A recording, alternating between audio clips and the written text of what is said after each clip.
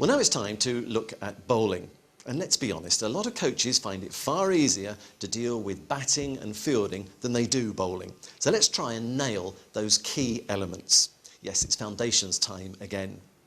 Now, all bowlers should be treated as individuals, and coaches shouldn't try to clone them. But having said that, there are some basic principles that coaches can use to try and improve their observation skills. Coaches should aim to film their bowlers before making technical changes. It's important to remember when you're working with a group of youngsters who have perhaps got no or very little experience of bowling that the side-on action is taught first.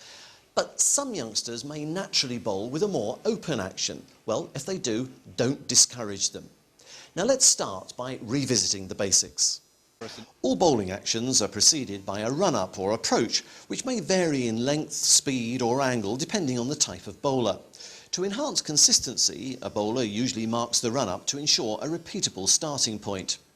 All bowlers' approaches should be smooth, balanced, economical, rhythmical and consistent. Take small steps initially, leading to larger strides. The body leans forward with the arms staying close to the body. The hands remain in motion, carried above the waistband and within the width of the trunk, while the head remains steady with the eyes fixed on the target. As with all cricket skills, the position of the head is absolutely vital. Bowlers on their approach should keep the head as steady as possible. For the purpose of analysis, bowling actions can be split into 5 phases. The bound. The following basic principles apply to the side-on, midway and front-on actions. The bound is the transitional phase between the run-up and the establishment of the bowling base. The feet follow a normal running pattern. The arms remain close to the body. There should be minimal sideways movement. The body turns in the air as appropriate for the action type, and the head and body are held upright with a slight backwards lean. The back foot landing or pre-delivery. The back foot position is in line with the hips and shoulders. The back leg remains stable and supports the body. The body is upright prior to projecting towards the batter. The hands and arms are close to the vertical centre line of the body. The head is steady and the eyes fixed on the target. The front foot landing or the delivery stride. The front and back foot imprints are aligned towards the target. The front leg stabilises and braces in preparation to support the shoulder rotation. The arms and shoulders rotate as vertically as possible in line with the target, and the head and eyes are fixed on the target. The release.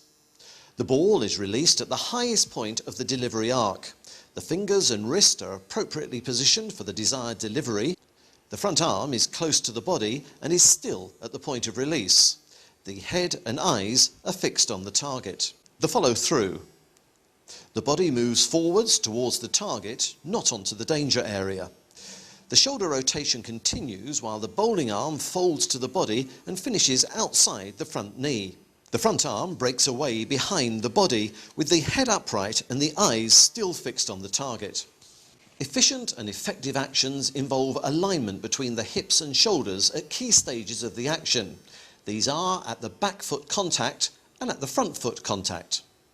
Avoiding counter-rotation of the shoulders is crucial, and the bowler's action needs to display alignment throughout.